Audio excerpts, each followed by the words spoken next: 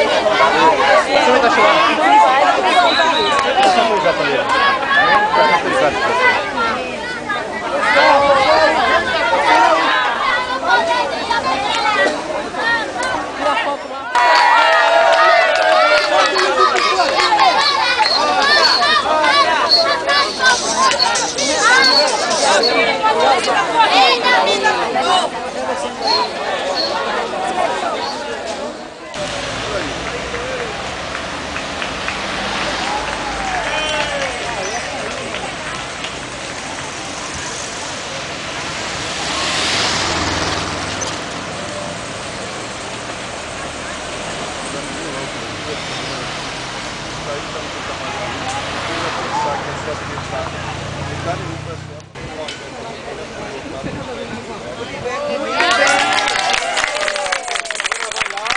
Fala com a gente essa técnica da SEAB, a Érica.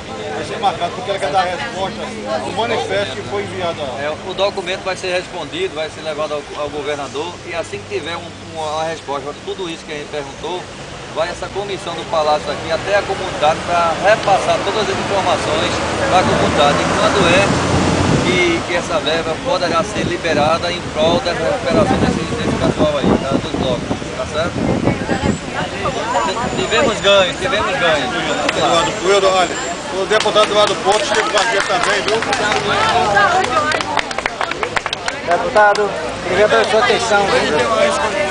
O assunto, que foi a SEAB, né? E que vão estar conosco, a doutora Érica e o doutor Eduardo, vão estar junto conosco, monitorando. Inclusive, irá convidar um membro da comissão para fazer parte desse comitê, certo?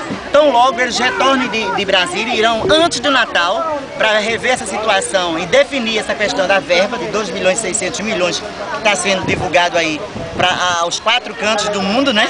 E o que a gente está querendo é isso, tão logo o governador volte, ele vai dar esse depoimento que a gente precisa ouvir, da responsabilidade dele em relação aos problemas dos prédios tipo caixão, 6 mil prédios, a gente aqui está falando apenas por Conjunto Muribeca, né? E o governador vai dar por todo o estado, tá certo? O que eu acho do movimento foto?